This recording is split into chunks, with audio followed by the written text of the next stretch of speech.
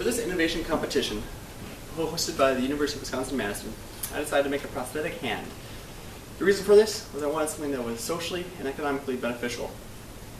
Economically, all this material was gathered from the UW-Madison swap organization. What I used was an old crutch, some pipettes, a power cable or electrical cable, and then this little gasket that I took apart. Used a rubber gasket and 2 brass washers and some nuts from it.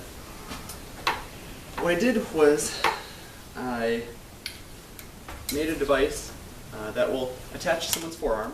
So this power strap goes around the back towards the person's, wraps around this person's shoulder, and then runs down the back of his arm and then down to the double wrist mechanism. What the power cable does is, I'll give an extreme example, but these fingers are out and loose.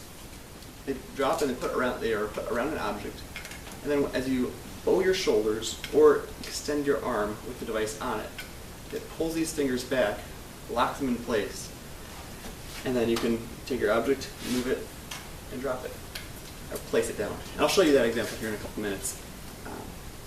But I want to point out the other interesting part of this design is what I call the double wrist mechanism, which this cable runs through this base first wrist.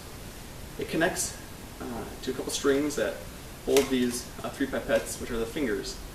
And when this is pulled through, this double brass ring with a rubber gasket combination pull these fingers together. And so it essentially works like a drum brush, if you're familiar with the musical instrument that you tap a drum with. It's a brush with bristles. You pull on it and the bristles come together and get stored in the sleeve. That's what's happening here.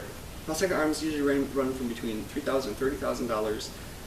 Additionally, socially, if someone gets a prosthetic arm within the first 2 years, that, including rehabilitation, can lead to a much healthier mentally and physically life.